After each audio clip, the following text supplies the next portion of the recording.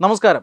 മാംസാഹാരത്തിന്റെ അവശിഷ്ടങ്ങൾ ക്ഷേത്ര കുളത്തിൽ നിക്ഷേപിച്ചതിന്റെ പേരിൽ ഉത്തർപ്രദേശ് പോലീസ് 4 പേർക്കെതിരെ കേസെടുത്തിരിക്കുകയാണ്. 4 പേരെ അറസ്റ്റ് ചെയ്തിരിക്കുകയാണ്.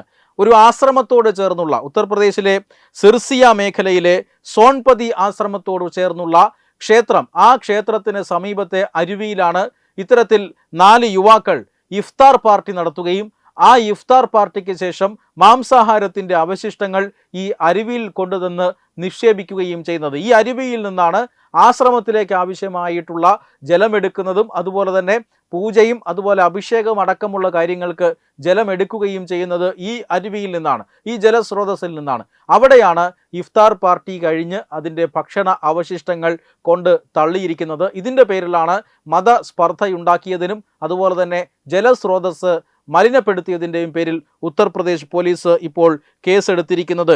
ഈ ആശ്രമം അധികൃതരാണ് പരാതി നൽകിയത്.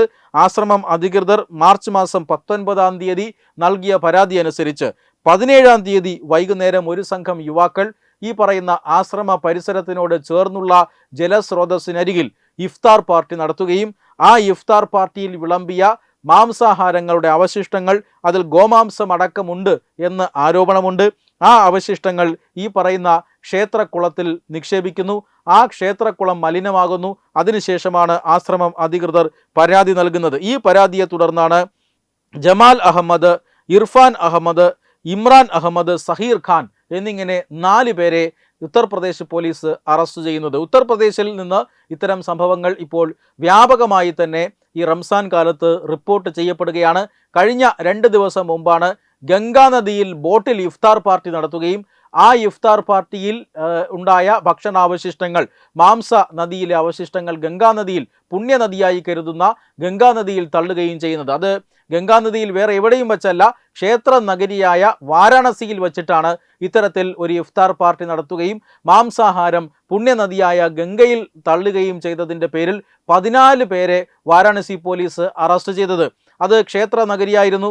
ആ ക്ഷേത്രത്തിൻ്റെ അല്ലെങ്കിൽ വാരാണസിയുമായി ബന്ധപ്പെട്ട് ആ തെരുവുകളിൽ സാരി കച്ചവടം നടത്തുന്ന ഉടമകളാണ്, കടകളുടെ ഉടമസ്ഥരായിട്ടുള്ള യുവാക്കളാണ്. 14 യുവാക്കളാണ് ഇത്തരത്തിൽ ഗംഗാനദിയെ മലിനപ്പെടുത്തുന്ന രീതിയിലുള്ള പ്രവർത്തനം നടത്തിയത്.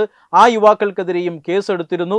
മതസ്പർദ്ധയുണ്ടാക്കാനും അതുപോലെ തന്നെ ഹിന്ദുക്കൾ പുണ്യനദിയായി കരുതുന്ന ഗംഗയെ മലിനപ്പെടുത്താൻ ശ്രമിച്ചതിനുമൊക്കെ 14 പേർക്കെതിരെ കേസെടുത്തിട്ടുള്ളത്. സമാനമായ സംഭവങ്ങൾ ഉത്തർപ്രദേശിൽ ആവർത്തിക്കുന്നു എന്നുള്ളതിൻ്റെ തെളിവാണ് ഇപ്പോൾ പുതിയ 4 പേരുടെ അറസ്റ്റ്. വെബ് ഡെസ്ക് തത്തുമൈ ന്യൂസ്. HIV അണുബാധ സന്തോഷപൂർണമായ ഒരു ജീവിതത്തിന് തടസ്സമല്ല. HIV അണുബാധയ്ക്ക് ഫലപ്രദമായ ചികിത്സ ഇന്ന് ലഭ്യമാണ്. ഇതിന് യഥാസമയം അണുബാധ കണ്ടെത്തുന്നതും കാലേക്കൂട്ടി ചികിത്സ നടത്തേണ്ടതും അത്യാവശ്യമാണ്. സൗജന്യമായ ചികിത്സയും മാർഗനിർദ്ദേശങ്ങളും സർക്കാർ ആശുപത്രികളിലെ ART അഥവാ ഉഷസ് കേന്ദ്രങ്ങളിൽ ലഭ്യമാണ്.